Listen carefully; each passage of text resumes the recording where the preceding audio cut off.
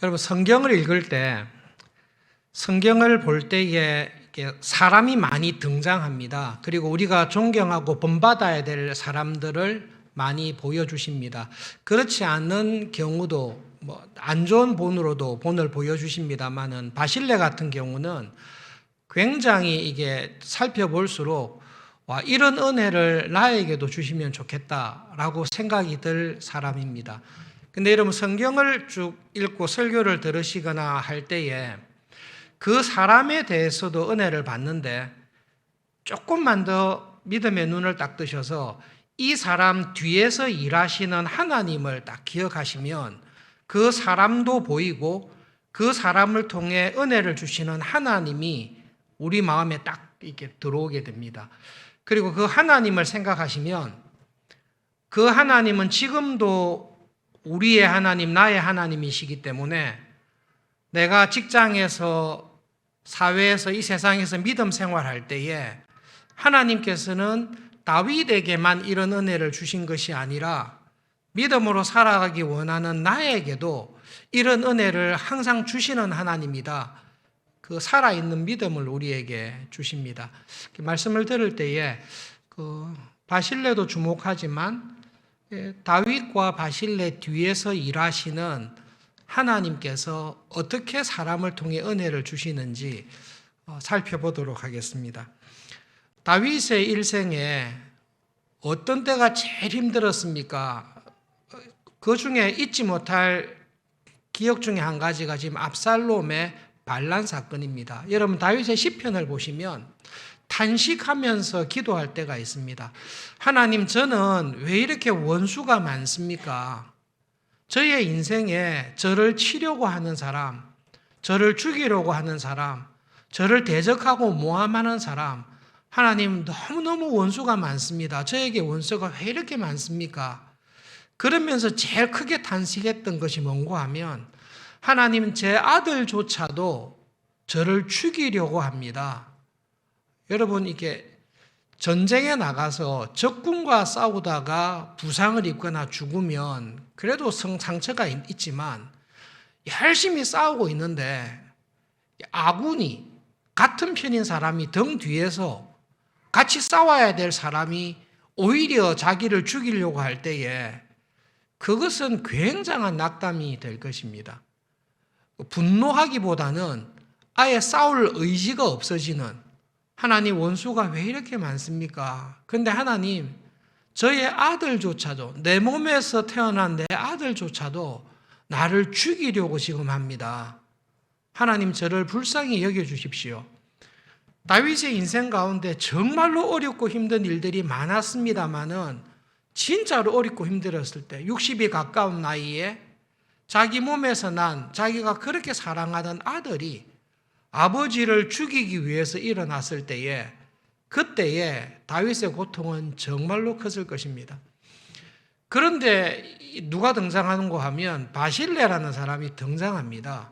길르앗 사람이라고 하고 있습니다. 첫 번째 주목할 것은 바실레라는 사람은 혈연이나 지역이나 우리 지금 표현하면 학교 동창이나 선후배 관계로 볼 때에 다윗을 좋아할 사람은 아닙니다. 우리가 알다시피 요단강 동편의 길르앗 혹은 길르앗 야베스 이 지역 사람들은 어느 지파와 친한가 하면 베냐민 지파와 친합니다. 사사기 마지막 때 레위인 첩 사건을 기억하시면 베냐민 지파 600명만 남기고 다 죽었을 때에 600명의 군인들을 위해서 아내를 구할 때에 이 요단강 동편에 있는 길르앗에 있는 처녀들을 납치해 와서 베냐민 사람들하고 결혼을 시켰습니다. 사울이 처음 왕이 되었을 때에 길르앗 야베스의 주민들, 길르앗 사람들이 고난을 받을 때에 적극적으로 뛰어가서 구해준 이유 중에 한 가지도 혈연으로 굉장히 연결되어 있습니다. 그래서 바실레에게 물어보시면 다윗이 친하냐, 사울왕이 친하냐 하면 당연히 베냐민 지파인 사울왕이 훨씬 친한 것이 정상적입니다. 굉장히 나이가 많음에도 불구하고 얼핏 봤을 때는 와, 이 사람 정치적인 감각이 탁월하다. 이 상황 속에서 어떻게 다윗 편에 설 수 있었을까? 근데 여러분, 그 성경을 보실 때 분명히 정치적인 면도 있고 모든 면이 다 있습니다. 그런데 바실레에 대해서 하나님께서 주목하는 사람은 그 모든 정치적인, 현실적인, 인간적인 모든 세상적인 관점을 다 가지고 있음에도 불구하고 그 사람을 움직이는 힘은 하나님을 믿는 믿음으로 움직이는 사람들의 주목하고 있습니다. 여러분, 정치적인 관점에서, 인간적인 관점에서 보면 지금 다윗을 도우는 게 지혜롭습니까? 다윗과 거리를 두는 게 지혜롭습니까? 물으면 지금은 다윗과 거리를 두는 것이 훨씬 더 정치적으로 지혜롭습니다. 다윗 편에 서 있는 사람이 없습니다. 신이 돼 외국인 용병을 비롯해서 평생 싸웠던 요압 이런 사람들 말고는 모든 북쪽의 이스라엘 지파가 압살롬과 언약을 맺고 다윗에게 반역을 일으켰습니다. 유다 지파 사람들조차도 자기 골육인 다윗을 죽이기 위해서 압살롬 편에 섰습니다. 다윗의 조카인 아마샤가 삼촌인 다윗 왕을 죽이기 위해서 압살롬의 군대 장관이 되어서 칼을 들고 다윗을 죽이려고 하는 것입니다. 지금 다윗은 문자 그대로 야반 도주해서 허겁지겁 요단강을 건너서 지금 이쪽에 길라 지역에 도망와 있습니다. 여러분, 이런 힘든 상황 속에 바실레가 한 일이 사무엘하 17장 27절부터 29절에 있습니다. 한 절씩 교독하겠습니다. 다윗이 마하나임에 이르렀을 때에 암몬 족속에게 속한 랍바 사람 나하스의 아들 소비와 로데발 사람 암미엘의 아들 마길과 로글림 길르앗 사람 바르실레가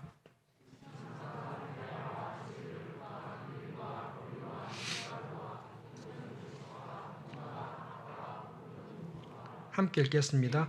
꿀과 버터와 양과 치즈를 가져다가 다윗과 그와 함께한 백성에게 먹게 하였으니 이는 그들 생각에 백성이 들에서 시장하고 곤하고 목마르겠다 함이더라. 정치적인 판단을 하시면 바실레는 지금 상황에서 누구 편에 서야 되는고 하면 압살롬 편에 서는 게 훨씬 더 정치적이고 맞습니다. 지금 압살롬 편에 서는 것이 정말로 정치적이고 현실적으로 맞다라는 것을 모범적으로 보여준 사람이 아히도벨입니다.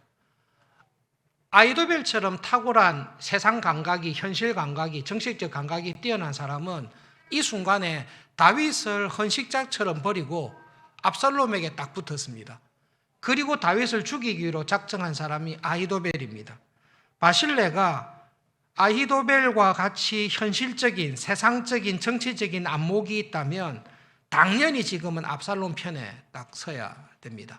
근데 여러분, 직장 생활 하시거나 교회를 섬기시거나 살아갈 때에 어떤 상황에 딱 접했을 때 결정적인 결정을 내려야 될 때가 있습니다. 그럴 때 우리는 모든 것을 다 고려합니다. 인간관계도 고려하고 혈연관계도 고려하고 이익이 될 것도 고려하고 정치적인 것도 고려하고 성진에 관해서 진급에 관해서 모든 것을 다 고려합니다. 그런데 그 고려사항 중에 한 가지가 뭔고 하면 하나님께서 보시기에 어느 편에 서는 것이 옳은가, 이건 믿음의 기준과 믿음의 잣대입니다. 바르실레에게는 이게 아주 정확합니다. 여러분, 굉장히 복잡하고 힘든 것 같은데 결국 우리가 하나님 앞에 서지 않습니까?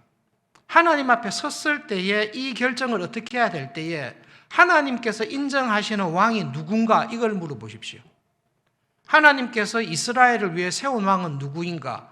허물과 죄가 많이 있지만 여전히 하나님께서는 다윗을 이스라엘의 왕으로 삼으십니다. 압살롬은 누구입니까? 하나님께서 인정한 왕이 아닙니다. 하나님께서 인정한 왕에게 반역을 일으켜서 그 왕을 죽이려고 하는 사람, 다시 말하면 하나님께서 세우신 왕에게 반역함으로 하나님에게 반역하고 자기 스스로 왕이 되려고 한 사람입니다. 모든 정세와 상황이 아무리 압살롬에게 성산이 있는 것 같다 할지라도 믿음의 눈으로 두 사람을 봤을 때 하나님께서 세우신 왕은, 하나님께서 이끌어갈 하나님 나라의 왕으로 쓰임받는 사람은 다윗입니다. 그러므로 믿음의 결정을 내릴 때는 간단합니다. 하나님께서 세우신 왕에게 서야 된다. 아히도벨과의 결정적인 차이인 거죠. 두 번째로 바실레에 대해서 주목할 것은 나이가 참 많은 어른임에도 불구하고 바실레는 그 믿음이 살아 있습니다. 믿음으로는 압니다. 지금 어느 편에 서야 될 것을 압니다. 그런데 그 편에 서기에는 여러분, 우리가 바실레라면 그 믿음대로 했다가 잃어버릴 게 너무 많은 사람입니다. 이 사람은 지금 정치적 판단을 한번 잘못해서 다윗 편에 가서 이렇게 섰을 때에 지금 정황상 다윗이 이길 가능성이 없는데 다윗을 도와줬다가는 잃어버릴 것이 진짜는 너무나 많은 사람입니다. 이 사람은 그냥 학자들 보면 지주인 것 같습니다. 그리고 부유합니다. 이끌고 온 사람들과 도와준 물량을 볼 때에 이게 나중에 압살롬이 이겼을 때에 바실레는 잃어버릴 게 진짜로 많은 사람입니다. 그리고 지금 다윗이 도와달라고 요청했습니까? 요청 안 했습니다. 다윗이 도와달라고 요청을 했는데도 안 도와주면 조금 걸리는 게 있겠지만 지금 다윗이 도와달라고 할 겨를도 없습니다. 이 사람은 이 모든 위험을 감수하고 그냥 자기가 자원하여 나와서 도와준 사람입니다. 바실레의 마음속에서는 내가 나이가 80인데 지금 상황을 볼 때 하나님의 관점에서 볼 때는 믿음의 관점에서 볼 때는 다윗을 도와주는 것이 맞지만 관망을 하는 게 좋겠다. 왜냐하면 이게 너무 위험하다. 그리고 한 번 잘못 행동했다가 내가 잃어버릴 것, 내 생명조차도 너무 많다. 도와달라고 말하지도 않았으니까 정황을 보다가 적당한 때에 움직이자. 그렇게 할 수 있습니다. 그런데 이 사람은 그렇지 않습니다. 바실레의 행동을 가만히 보면 이 사람의 모든 관심은 남은 여생을 편안하게 지내고 싶다. 이제는 그런 싸움에 안 끼어들고 싶다. 그냥 하나님께서 주신 은혜와 복을 감사하고 행복하고 그냥 조용히 살고 싶다. 그런 마음이 있지 않습니다. 여러분, 나이 80이면 지금도 연세가 많으신데 그때는 정말로 나이가 많은 사람일 것입니다. 나이 80이 되었으나 이 바실레의 마음속에는 하나님을 믿는 믿음 안에서 내가 어느 편에 서야 될 건가? 그리고 하나님 편에 서는 것이 지금까지 하나님께서 주셨던 모든 은혜와 축복을 다 잃어버릴 가능성이 위험이 큼에도 불구하고 자진하여 그 일에 서는 것을 주저하지 아니하는 정말로 믿음의 사람인 것을 우리에게 보여주고 있습니다. 요청도 하지 않았습니다. 그러나 혼자 가는 게 아니라 여러 사람을 불러서 다윗에게 정말로 위로와 힘이 될 수 있는 그런 일을 하는 사람입니다. 다윗이 바실레를 봤습니다. 별로 친한 사람 아닙니다. 혈연이나 지연이나 학연이나 인간관계를 볼 때는 사울을 도와줄 베냐민 지파에 더 가까울 수 있고 자기를 반대하는 압살롬에 펴는 것이 현실적으로 더 맞는 사람인데 뜻밖에도 이 사람이 자기를 도와주고 있습니다. 다윗이 무엇을 느꼈겠습니까? 역시 인맥관계를 잘해야 되겠구나. 그렇게 생각하지 않았을 것입니다. 내가 죄가 많고 내가 지은 죄에 대해 하나님께서 징계하시고 내가 아들에게 잘못한 모든 것이 있어서 이런 일이 일어났음에도 불구하고 그래도 하나님께서는 회개하며 하나님의 은혜를 구하며 나가려고 할 때에 나를 도우시구나. 근데 전혀 뜻밖의 사람을 통해 도우시구나.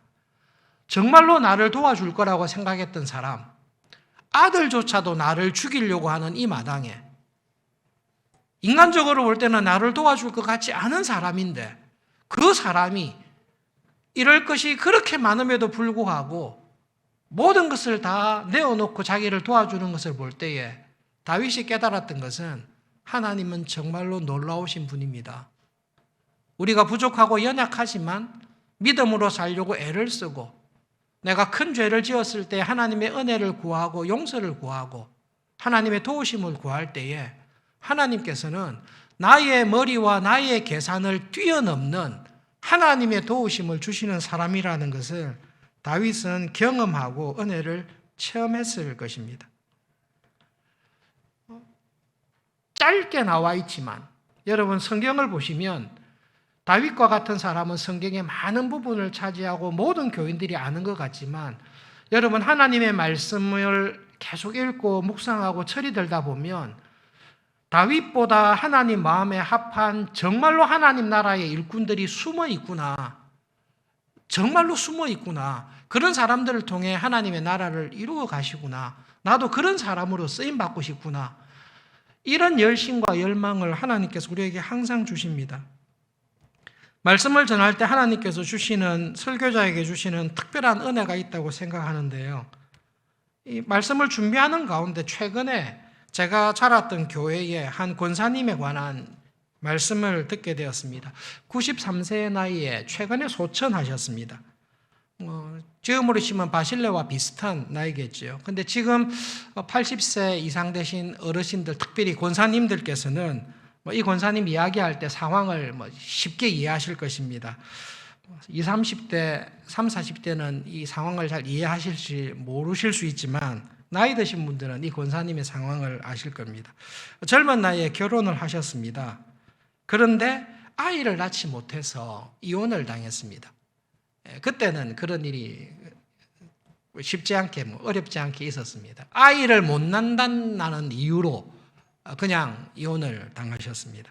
그러나 남편이 이 아내를 사랑해서 사랑하고 또 후처를 얻었지만 후처에게서 난 아이들조차도 이 권사님께서 사랑하면서 그렇게 쭉 좋은 관계를 유지하면서 사셨습니다. 그럼에도 불구하고 결혼했으나 아이가 없기 때문에 이혼을 당하여 혼자 살게 되었습니다. 혼자를 유지해야 되니까요. 작은 사업을 했습니다. 그런데 하나님께서 이 권사님을 많이 위로해 주셨습니다. 위로해 주셔서 어렵고 힘들 때 예배를 통해 힘을 주시고 사업을 할 때 하나님께서 도움을 주셔서 남부럽지 않게 넉넉하게 생활할 수 있도록 도움을 주셨습니다.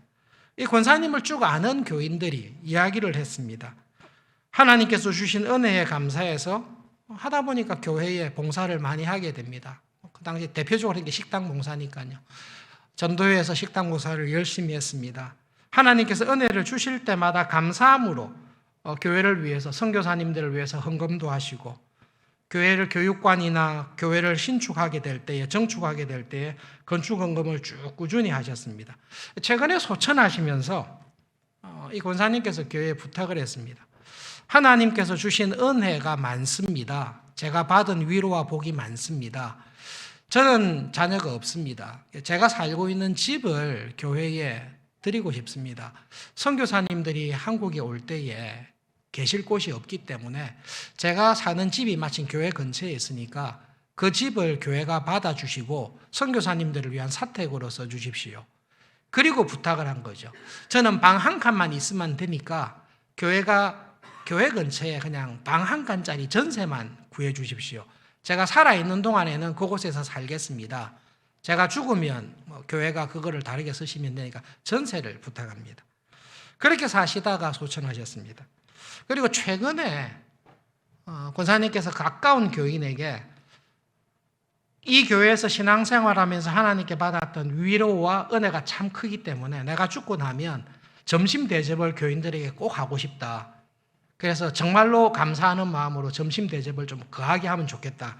그렇게 해서 점심을 드시고 그 이야기를 제가 최근에 들었습니다. 여러분, 우리가 고신에서 자랐기 때문에 어릴 때부터 순교신앙에 대해서 많이 들었습니다. 순교신앙을 들을 때 좋은 점도 있지만 안 좋은 점이 뭔가 하면 순교할 각오만 하는 것입니다. 나도 언젠가는 한번 순교해야지. 여러분, 그게 참 조심해야 되는 신앙인데요. 평소에 믿음으로 살았던 사람, 평소에 하나님의 은혜로 살았던 사람이 순교의 자리에 갔을 때에 하나님의 은혜로 순교의 신앙을 하는 것이지, 평소에 믿음으로 살지 않는 사람이 결심만 나는 언젠가 한번 순교할 거야, 그런 경우에 순교하는 경우는 거의 없습니다. 여러분, 예수님께서 하신 이 말씀을 우리 좀 주목하면 좋겠습니다. 마태복음 25장 21절에 있는 말씀인데 우리 함께 읽어보겠습니다. 네. 그 주인이 이르되 잘하였도다 착하고 충성된 종아, 내가 적은 일에 충성하였음에 내가 많은 것을 내게 맡기리니 내 주인의 즐거움에 참여할지어다 하고. 여러분, 이게 예수님께서 말씀하신 우리 믿음 생활에 참 중요한 원리입니다. 예수님께서 착하고 충성된 종을 칭찬하시면서 내가 적은 일에 충성하였다 말씀하십니다. 여러분, 적은 일에 충성한 것은 적은 일입니다. 사실 적은 일을 한 것입니다. 그런데 예수님께서 하신 말씀에 초점을 잘 보십시오. 적은 일을 한 것은 적은 일을 한 것 맞습니다. 적은 일이 큰일 되지 않습니다. 그런데 종에게 맡긴 적은 일에 충성한 것, 그것은 예수님께서 굉장히 중요하게 보십니다. 적은 일을 맡겼는데 이 적은 일을 하찮게 대하지 않고 이 적은 일에 충성을 다하는 것은 주인이 굉장히 기뻐하십니다. 그리고 이 적은 일에 충성하면서 한 걸음 한 걸음 나가는 사람에게 주인은 많은 일을 맡기십니다. 여러분, 교회 안에는, 우리 교회 안에도 여러 다양한 신앙의 연령들이 있습니다. 영적인 어린아이와 같은 상황에 있는, 단계에 있는 교인이 있고 영적으로 장성한 단계에 있는 교인들이 있습니다. 예수님께서 말씀하시는 것은 예수님, 저도 죽을 때까지 기다려 주십시오. 제가 죽을 때 한번 크게 하겠습니다. 제가 큰 일을 하겠습니다. 그것은 여러분 속는 것입니다. 예수님께서는 우리에게 기다렸다가 바실레처럼 그 권사님처럼 죽을 때 한번 크게 해라, 그렇게 말씀하시지 않습니다. 예수님께서 하시는 말씀은 어린아이 때는 어린아이와 같이 믿음의 길을 걷는 것입니다. 조금 자라서 성인이 됐을 때는 그 상황에 맞는 믿음의 길을 걷는 것입니다. 예수님을 믿은 지 얼마 안 됩니다. 초신자입니다. 그래서 성경을 한 번도 읽은 적이 없습니다. 그래서 감동을 주시고 은혜를 받아서 그렇지, 생각해 보니까 하나님의 말씀을 통해 은혜를 주신다고 하니까 내가 성경을 힘들지만 일독은 한번 해보자. 적은 일이지만 일독을 하기 위해서 애를 씁니다. 그 일독하는 일에 충성을 다합니다. 그리고 한 걸음 한 걸음씩 하나님의 말씀을 통해 주시는 은혜의 자리에 나갈 때에 하나님께서 그 사람의 영적인 성장에 따라서 은혜를 주십니다. 바실레는 그런 사람입니다. 그렇지 않고서는 지금 이 상황 속에서 자기가 받았던 모든 은혜와 특권과 목숨까지도 다 잃을 가능성이 큰 상황 속에 하나님 편에 서는 것, 질 것이 거의 확실해 보이는 다윗의 편에 함께 서는 것, 여러분, 이것은 객기로 되는 게 아닙니다. 이야기를 들었을 것입니다. 지금 다윗이 지었던 범죄에 대한 이야기도 들었고 다윗의 회개도 들었고 아들 압살롬이 돌아와서 백성들의 마음을 3년간 계속 도둑질하면서 훔치는 것, 그리고 압살롬이 은밀하게 북쪽의 지파들과 남쪽 유다 지파들과 함께 언약을 맺으면서 왕으로 등극할 것이라는 소문을 바보가 아닌 이상 바실레는 다 들었을 것입니다. 듣는 가운데 기도하면서 고민했을 것입니다. 어느 편에 설 건가? 여러분, 적극적으로 계산한 거 아닙니다. 그냥 객기로 결정 내린 것 아닙니다. 나이가 많음에도 불구하고 이분은 단지 나이가 많은 분이 아니라 믿음에서 장성한 어른입니다. 여러분, 나라가 잘 되려면 그 나라를 잘 이끌어갈 어른과 같은 지도자가 필요하지 않습니까? 교회도 똑같습니다. 교회에서도 어린아이와 같은 갓 태어난 신자로 예수님을 믿기 시작했지만 내가 나에게 맡긴 적은 일, 지금 나에게 주신 가정, 지금 내가 있는 직장, 지금 내가 처해 있는 상황 속에서 그 적은 일에 하나님의 말씀과 하나님의 성령님의 인도하심을 따라서 충성되게 순종하는 사람, 그래서 한 걸음 한 걸음씩 나가는 사람, 그런 사람들을 통해서 하나님의 나라를 이루어 가십니다. 여러분, 하나님께서는 그런 사람을 찾으십니다. 하나님께서는 많은 일을 할 사람, 능력이 많은 사람, 부유한 사람, 모든 게 다 갖추어진 사람을 찾는 게 아니라 하나님께서 맡기신 적은 일에 충성하며 적은 일에 하나님 편에 서면서 살아가는 그런 사람들을 하나님께서는 찾으시고 그 믿음의 과정에 하나씩 순종하는 사람을 통해 하나님의 나라를 이루어 가십니다. 그런 사람이 되시기를 바랍니다. 여러분, 우리는 세월이 지나면 나이 듭니다. 새해가 됐기 때문에 이미 우리는 나이가 한 살 더 들었습니다.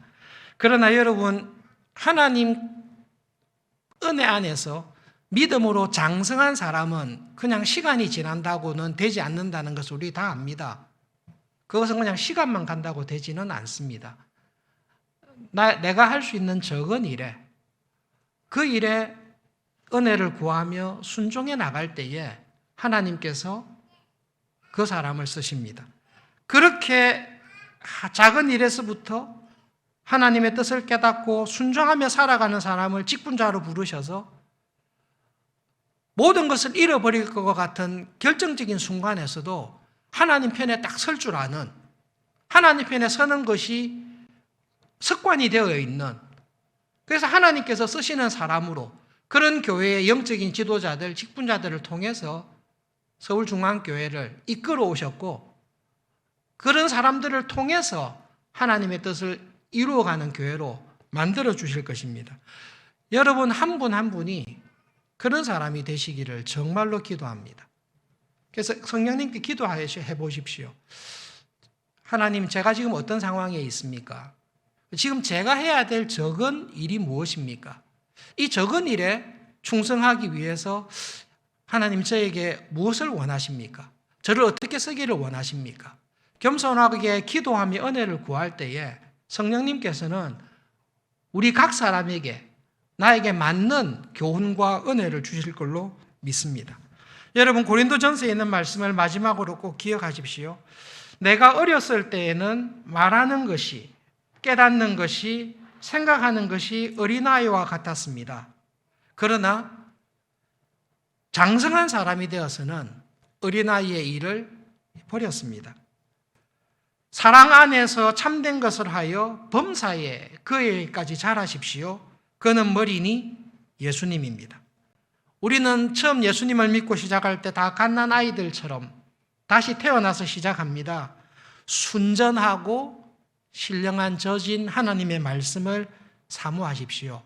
그리고 그 말씀을 들을 때마다 오늘 내가 해야 될 적은 일에 충성하는 게 뭘까? 이 결정을 내릴 때에 내가 어느 편에 설 건가? 하나님 편에 선다면 내가 어떤 결정을 내려야 될까?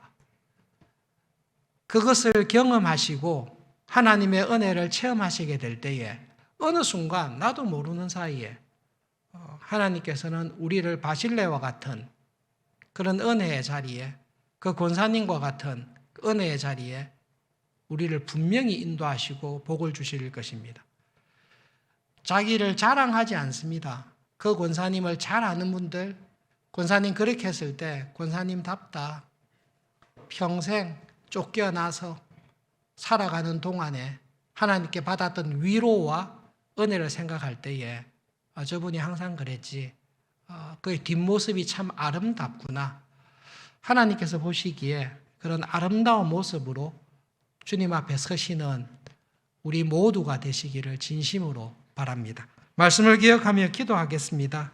하나님, 바실레와 같이 나이가 들어가면서 믿음 안에서 장성한 사람으로 살아가는 복을 간절히 구합니다. 그런 은혜를 주십시오. 하나님, 지금 내가 있는 자리에서 내가 해야 될 적은 일에 충성할 것이 무엇인지를 알게 해 주십시오. 중요한 결정 내릴 때마다 하나님 편에 서서 결정할 수 있도록 은혜를 주십시오. 기도하겠습니다.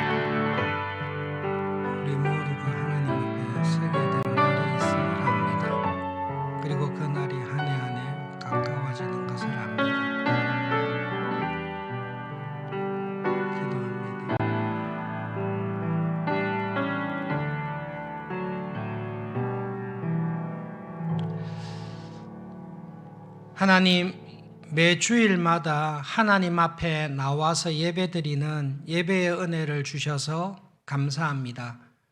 우리가 언젠가 하나님 앞에, 예수님 앞에 서게 될 날이 있음을 믿습니다.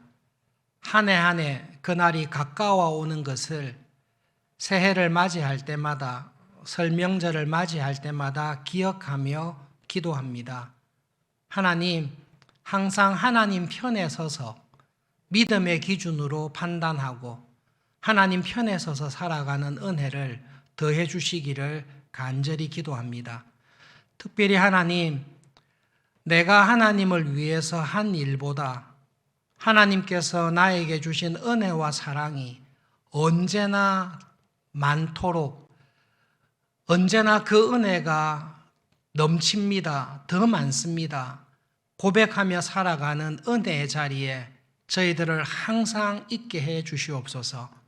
하나님, 저희 각 사람에게 은혜를 주십시오. 나의 영적인 상황과 형편에서 내가 드려야 될 적은 일, 내가 해야 될 적은 사랑과 순종이 무엇인지를 깨닫게 해 주셔서 한 걸음씩 한 걸음씩 감사하며 기뻐하며 즐거워하는 마음으로 믿음 생활하며 믿음의 장성한 자리에 이르는 은혜를 주십시오. 예수님의 이름으로 기도합니다. 아멘.